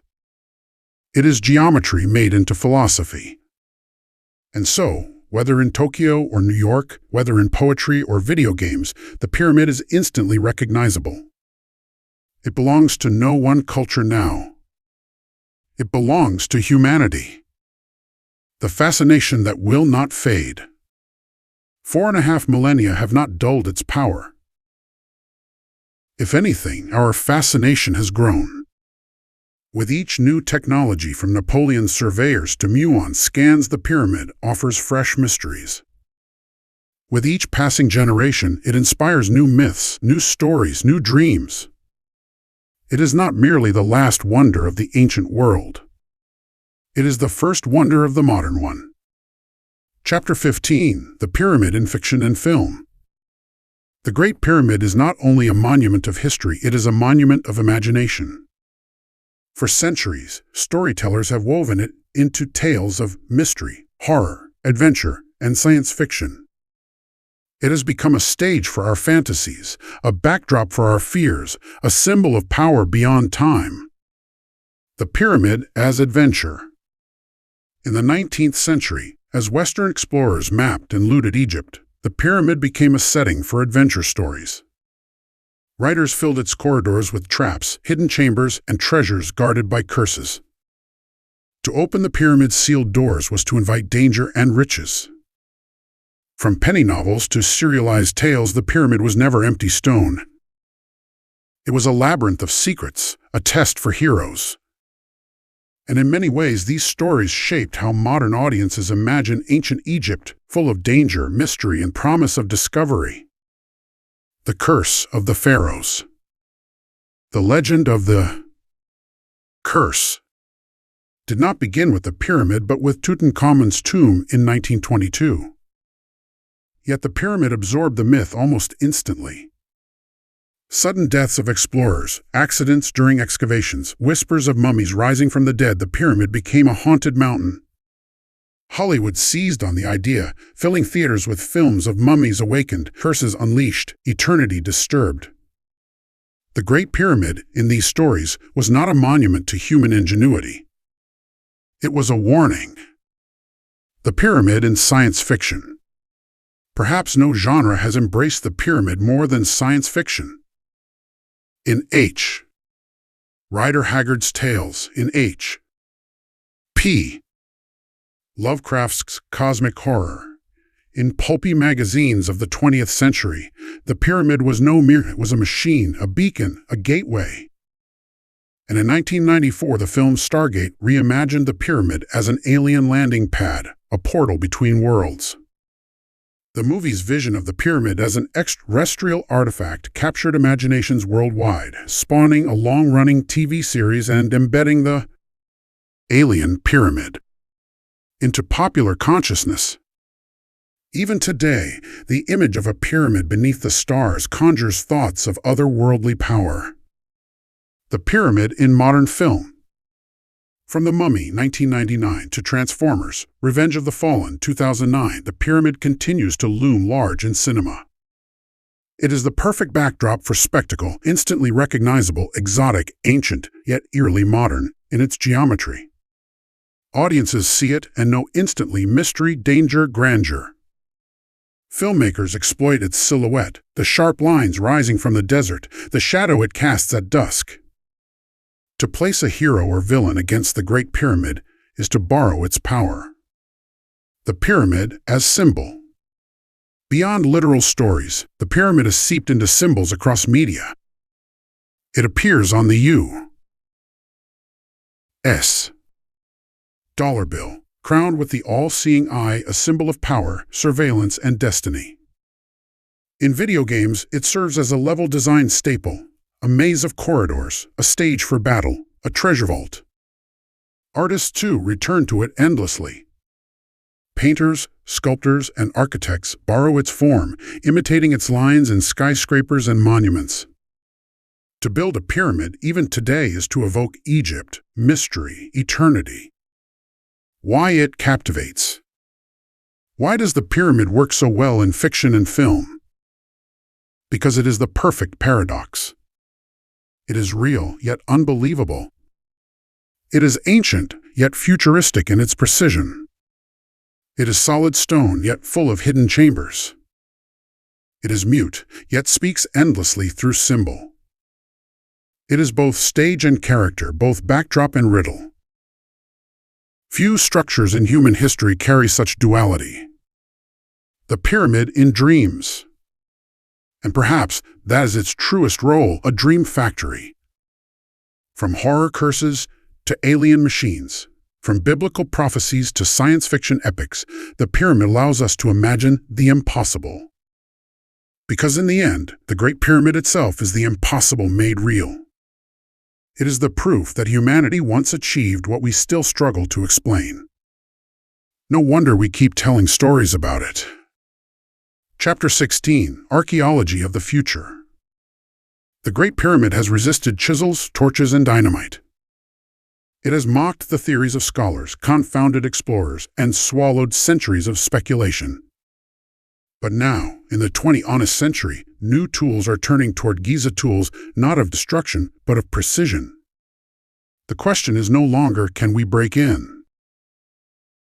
It is, can we see within, without breaking at all? Cosmic rays as keys. In 2017, the Scan Pyramids project shocked the world with its discovery of a hidden void. Their tool? Muon tomography detectors that catch tiny cosmic particles as they pass through stone. By measuring where fewer particles arrive, scientists can map empty spaces deep within. This technique is still young, but it hints at a future where pyramids and other ancient structures can be read like books without turning a single page. Imagine, in decades to come, ultra-sensitive detectors might map every chamber, every tunnel, every void. The pyramid's interior revealed in holographic detail. The riddle of space finally solved. Robots in the dark. Robotic explorers are already creeping through the pyramid's hidden shafts. Future machines may do far more. Micro-drones could one day swarm through narrow passages, their cameras relaying images never before seen.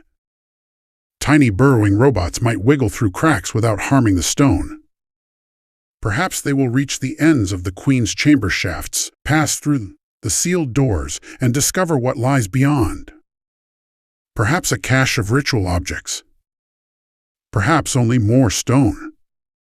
Perhaps something stranger. For centuries, human explorers dreamed of breaking down walls. The future may send machines to slip through them instead. The DNA of stone. Geologists are beginning to treat stone itself as a record. Each block holds traces of its quarry, its chisel marks, even the microscopic signatures of the tools that shaped it. One day, scientists may reconstruct the entire supply chain of the pyramid, not only where each stone came from, but which team carved it, which tools were used, even how quickly it was moved. In this way, the pyramid may become not just a monument, but a database, a fossilized archive of human labor, waiting to be decoded. Artificial intelligence and ancient mysteries. AI, too, may play its part.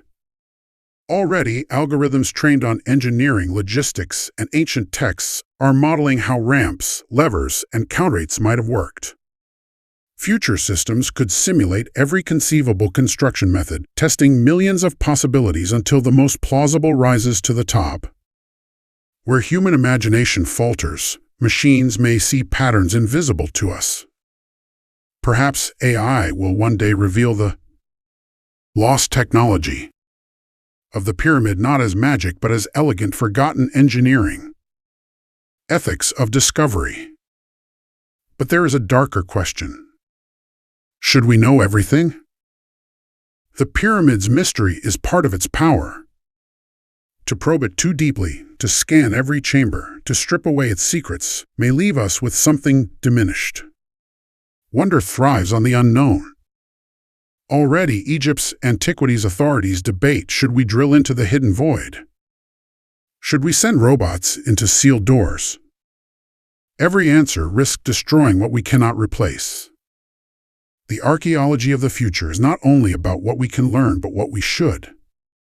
Beyond the pyramid, the technologies used at Giza will not stop there. Muon scans may reveal hidden chambers in other monuments, from Mayan temples to Chinese pyramids buried beneath forests.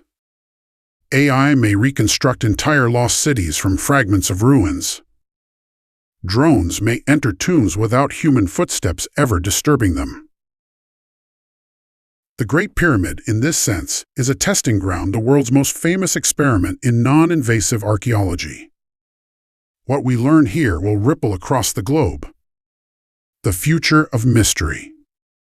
And yet, even with all these tools, will we ever truly know? We may map every passage, weigh every block, simulate every ramp. We may even find hidden artifacts. But the heart of the pyramid is not how or what, but why. Why build it? Why this shape, this scale, this silence? Why pour so much of a civilization's soul into stone? That why will forever elude science. And that is good. For without mystery, the pyramid is only stone. With it, the pyramid is eternity. Chapter 17: The Pyramid and Time's Survivors. The Great Pyramid is not the only relic of antiquity to defy the centuries. Around the world, other monuments stand as echoes of forgotten ages. And yet, when placed beside them, the pyramid feels different, larger, stranger, more enduring. Stonehenge, the Circle of Shadows. On the plains of Wiltshire in England, great stones rise in a circle, weathered, incomplete, enigmatic. Stonehenge is older than the pyramid, begun around 3000 BCE. Its stones are fewer, its scale smaller, but its mystery is no less. Like the pyramid, it is aligned with the heavens, its stones framing the solstice sun. Like the pyramid, it may have been both temple and tomb. But where Stonehenge feels fragile, broken, half lost to time, the pyramid feels unyielding. Stonehenge whispers. The pyramid roars. The ziggurats of Mesopotamia. In Mesopotamia, the cradle of civilization, the Sumerians built ziggurats, step temples rising like mountains from the plains. The most famous, the Ziggurat of Ur, was once a towering structure, built of mud brick and faced with fired clay. Yet none of these ziggurats survived intact. They crumbled, eroded, left behind only shadows of their former glory. Mud brick cannot endure as limestone does. The pyramid, by contrast, still rises to the sky. It is as if Egypt understood what Mesopotamia did not. If you wish eternity, you must build in stone. The temples of Angkor. In Cambodia's jungles, Angkor Wat spreads across miles of carved stone, a city of temples lost to the forest and rediscovered centuries later. Its towers rise like lotus buds. Its walls are carved with myths of gods and demons. Angkor, like Giza, was both temple and cosmos, a microcosm of the universe. But while Angkor was swallowed by jungle and reclaimed by roots, the pyramid stood bare in the desert, untouched by vines. Both inspire awe, but the pyramid carries an extra weight, the sense that it was designed not to be forgotten, not even for a day. The Great Wall of China. The Great Wall stretches thousands of miles across mountains and deserts, a testament to human labor on a scale to rival Giza. Millions of workers toiled, millions of lives lost. It too was meant as eternity in stone. But walls are defenses. They are born of fear. The pyramid is not defense but defiance, a declaration of immortality. Where the wall is horizontal, the pyramid is vertical. One sprawls, the other ascends. And so, though both are immense, the pyramid feels purer, more singular, more eternal. The Colosseum and the Parthenon. The Parthenon in Athens and the Colosseum in Rome are masterpieces of classical architecture. They embody proportion, balance, and the drama of empire. But they crumble. Their columns are broken, their arches eroded. They are ruins, beautiful but scarred. The pyramid is not a ruin. It is whole. And that wholeness makes it feel almost inhuman, as though time itself cannot claim it. The survivors compared. What makes the Great Pyramid different from all others? Scale, none match its sheer mass. Precision, none align so perfectly with the earth itself. Silence, none are so mute, so undecorated, so unwilling to explain. Endurance, none remain so intact after 45 centuries. Other monuments speak of gods, kings, wars, and myths. The pyramid says nothing, and in saying nothing, it says everything. A unique survivor. Together, these survivors remind us of humanity's ancient urge to defy death with stone. Yet only the Great Pyramid succeeds so completely that it becomes more than history. It becomes eternity itself. Chapter 18: Humanity's Eternal Monuments. The Great Pyramid has lasted 45 centuries. Its survival humbles us. For in a world of glass towers and steel bridges, of satellites and data clouds, we cannot say with certainty what of our civilization will stand 4,500 years from now. What will be our pyramids? What will whisper to the future that we too dreamed of eternity? Skyscrapers of sand. Our cities soar with towers of steel and concrete. New York, Dubai, Shanghai, their skylines gleam with ambition. And yet, these towers are fragile. Steel rusts. Glass shatters. Concrete crumbles. Without maintenance, without energy, they will collapse in centuries, not millennia. If civilization fell tomorrow, the desert would reclaim Dubai. Forests would swallow Manhattan. The jungle would devour Sao Paulo. But the pyramid would remain. The mountain of garbage. It is a sobering thought. Our most enduring legacy may not be our monuments, but our waste. Plastic may last for tens of thousands of years. Landfills may outlast libraries. The future may not marvel at our cathedrals but dig up our bottles. The pyramid speaks of eternity through geometry. We may speak of eternity through trash. The monuments of war. Some structures are built not for beauty but for defense and destruction. Nuclear waste storage sites are being designed to last 10,000 years, their very architecture meant to warn away the future. What if the most enduring symbols of our age are not towers or bridges but warning markers etched with dread? Will the far future see us as builders of wonders or as architects of caution? Messages to the stars. And yet, we have also aimed higher. The Voyager spacecraft carry golden records etched with greetings, music, and maps, messages cast into the void, designed to last 1 billion years. In this sense, the Great Pyramid has its modern air. Not in stone but in gold and silicon wandering the stars. Both are monuments not only to kings or nations but to humanity itself. Digital eternity, fragile as dust. We imagine the internet as eternal. Billions of pages, trillions of words stored in invisible networks. Yet digital memory is fragile. Hard drives fail. Servers burn. Data formats become obsolete. The pyramid requires no electricity. It simply stands. Our digital monuments vanish if the power goes out. Which then is more eternal, a granite block in Giza or a server farm humming in silence? Our pyramids to come. What then will remain of us? Perhaps great dams carved into canyons. Perhaps subterranean tunnels dug deep into bedrock. Perhaps even structures yet unimagined, space elevators, lunar bases, Martian domes. If they endure, they will be our pyramids speaking to the far future. We were here, we dreamed, we built. The lesson of Giza. But if none endure, if all our towers fall and all our networks fade, then perhaps only the pyramid will still stand. And the silence of its stones will say, they were not the first. They were not the last. We dreamed before them. We will dream after them. The pyramid may outlast not only its builders, but us as well. Chapter 19: The Pyramid and Human Imagination. The Great Pyramid is not only a monument in stone, it is a monument in the mind.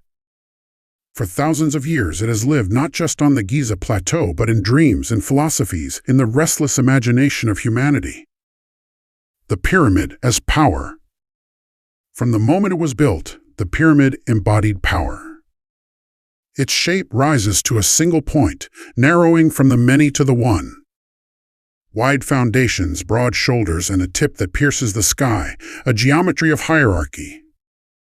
To some, it is a tomb. To others, it is a throne.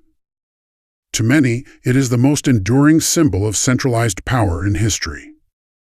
Kings, priests, and generals have borrowed the pyramid as metaphor, society stacked in layers, the many supporting the few. The corporate pyramid structure. The food pyramid. Even secret societies draw upon its shape. The Great Pyramid is not merely Egyptian, it is political language carved into the human mind. The pyramid as mystery. And yet, it is equally a symbol of mystery. Unlike temples that explain themselves in text and image, the pyramid refuses to speak. This silence has made it fertile ground for imagination. Poets see it as a riddle. Philosophers see it as a metaphor for truth vast at the base, narrow at the summit, where only few may reach. Mystics see it as a symbol of enlightenment, with the apex as the soul's union with the divine.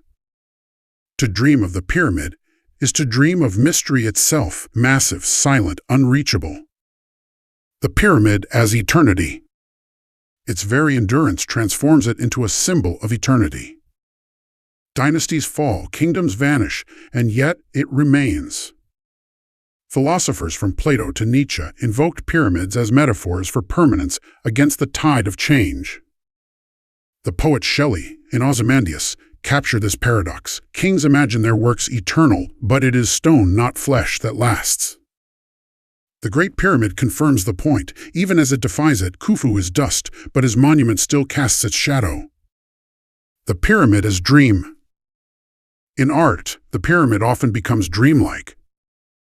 Surrealists painted it floating in deserts of the mind. Science fiction writers turned it into starships or alien engines. Visionaries saw it as an initiation chamber, a cosmic machine, or even a geometric key to higher dimensions. Why the pyramid? Because it is already dreamlike.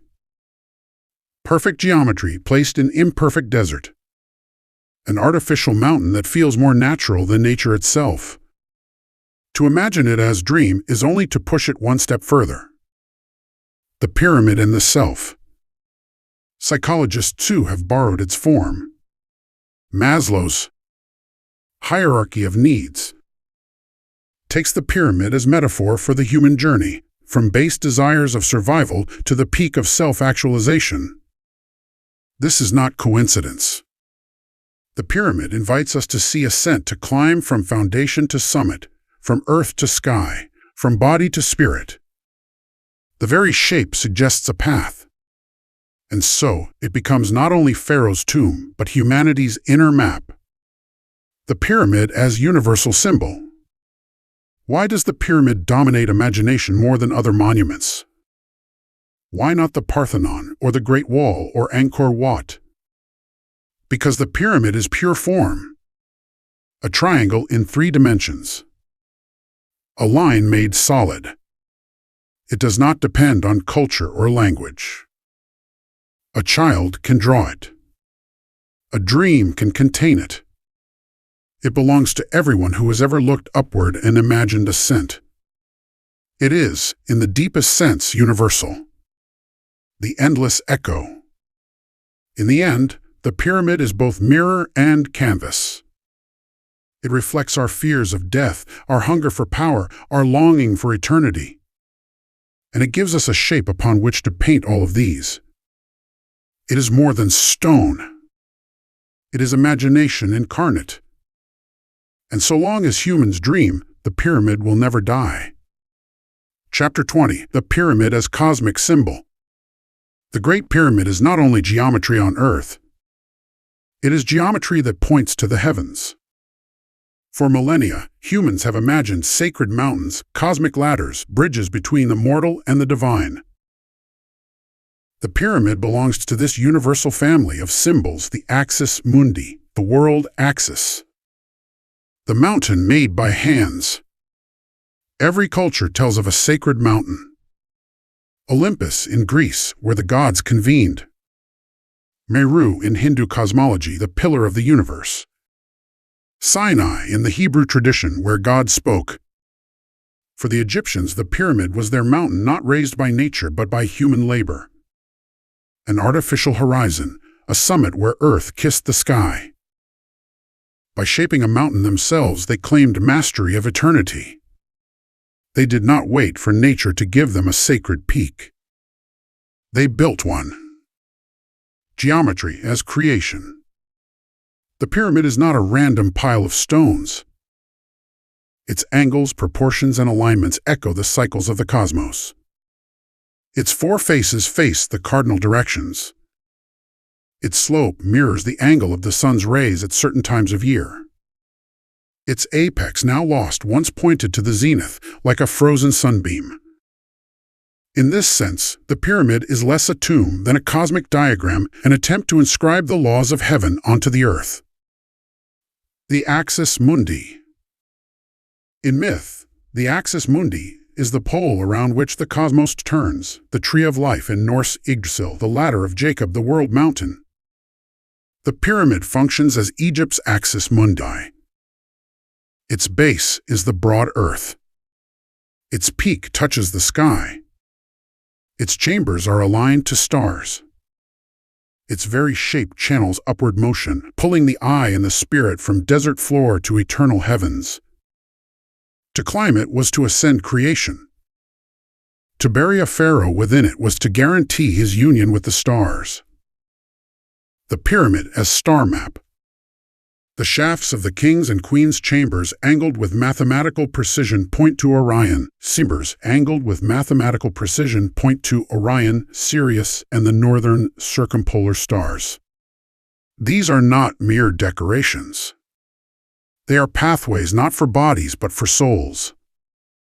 The pharaoh's spirit was believed to ascend through these shafts, traveling along beams of starlight to his eternal throne. Thus the pyramid is not only aligned with the Earth's compass, but with the very architecture of the night sky. Sacred geometry across cultures. What makes the pyramid truly cosmic is that its geometry resonates beyond Egypt. In Mesoamerica, the Maya and Aztecs built step pyramids aligned to solstices, where shadows became serpents of light. In Mesopotamia, ziggurats rose as stairways to heaven. In Asia, stupas and pagodas carried similar symbolism, earthly bases rising to pointed crowns. The pyramid form is not uniquely Egyptian. It is universal. Wherever humans sought eternity, the triangle rose. The universal ascent. Why the triangle? Because it is ascent made visible. The broad base is mortality. The narrowing slope is struggle. The apex is transcendence. Every human understands it instinctively, the climb upward, the yearning for more, the striving toward light. In the pyramid, this instinct takes stone form. It is not Egyptian alone. It is human. The pyramid as cosmic contract. By building the pyramid, Egypt was not only honoring Pharaoh, they were making a contract with the cosmos. We understand the heavens, they said. We align ourselves to its stars, to its cycles. In return, grant us eternity. And in a sense, the cosmos agreed. For the pyramid still stands while countless empires are dust. The silent beacon. Look at the pyramid from space, and you see it still, a triangle etched in desert sand, pointing north with uncanny accuracy. A beacon visible to satellites, to astronauts, to the stars themselves. It was not built for us, and yet it feels as though it was a cosmic symbol, reaching across time to remind us that humanity once dreamed not only of kings but of the universe itself. Chapter 21: The Pyramid and Power. The Great Pyramid is often described as a tomb, a monument, or a mystery. But it is also something else, a weapon of power. Not a weapon that kills, but one that endures, one that conquers time itself. Pharaoh's authority in stone. In life, Pharaoh ruled with armies, taxes, and decrees. In death, he ruled with stone. To command the labor of tens of thousands, to marshal resources for decades, to reshape the desert into geometry, this was not only devotion. It was authority made visible. Every block placed was a declaration. The Pharaoh's will is law, his reach eternal, his command unbreakable. The pyramid as propaganda. The pyramid is the ultimate propaganda. Long after Khufu's reign ended, long after his body disappeared, his monument remained. Other kings built palaces and temples. They crumbled. Khufu built a mountain. It still stands. Even now, when tourists gaze at Giza, they remember Khufu's name, though almost nothing else of his reign survives. That is the power of stone over ink, of monument over memory. The pyramid as national project. By demanding this colossal labor, Pharaoh united Egypt in a common cause. Farmers, craftsmen, priests, and administrators all contributed. For 20 years, the pyramid was Egypt's beating heart. It was not only Khufu's tomb. It was Egypt's identity carved into the horizon. A statement to rivals and to posterity: this is who we are. This is what we can do. The pyramid and fear. But power is never only admiration. To the people of Khufu's time, the pyramid must also have been a reminder of Pharaoh's terrifying authority. If he could command mountains to rise, what could he not command of men? Its shadow was not only grandeur, but warning. The pyramid has immortality of rule. Other kings have statues. Pharaoh has a mountain. By binding his rule to eternity, Khufu made his kingship part of the cosmic order. His authority extended not only across Egypt, but across time. The pyramid is the ultimate throne, one that no successor could ever topple. The politics of eternity. And so, when we stand at Giza, we are not only in the presence of mystery. We are in the presence of power. A ruler's ambition turned into geology. Politics transformed into landscape. The pyramid is Pharaoh's voice, still speaking across 45 centuries. I was king. I remain king. I will always be king. Chapter 22, Final Reflections. The desert is quiet. The wind shifts the sand. The pyramid rises, as it has for 4,500 years, its slopes catching the light of the sun, its shadows stretching across time. The mountain of questions. We have walked around it, crawled inside it, measured it with lasers, scanned it with cosmic rays. We have told stories of gods, aliens, and lost knowledge. We have compared it to monuments across the world. We have seen it in myth, in film, in dream. And still the pyramid keeps its secret. It does not explain itself. It does not bend to our curiosity. It remains massive and silent, a riddle carved in stone. The mirror of humanity. Yet perhaps the pyramid's true secret is not within its chambers, but within us. For every age has looked at it and seen itself. The Greeks saw tyranny. The Arabs saw hidden wisdom. The Victorians saw prophecy. We see mystery, science, and imagination. The pyramid is a mirror. In its silence, it reflects what we most long for. The eternal lesson. What then is the lesson of Giza? That humanity can dream on a scale beyond reason. That ambition can carve mountains. That belief can move millions of stones. That knowledge once gained can be lost. That mystery is eternal. And that sometimes the greatest power lies not in answers, but in questions. The last image. Imagine it now, the desert night, stars burning above, the Great Pyramid gleaming faintly in the moonlight. It has seen mammoths die, empires fall, astronauts rise. It has outlived languages, religions, and kings. It will outlive us too. And when all else is forgotten, it will still be there, a mountain of stone, a mountain of silence, a mountain of wonder. The Great Pyramid of Giza. The riddle that will never end.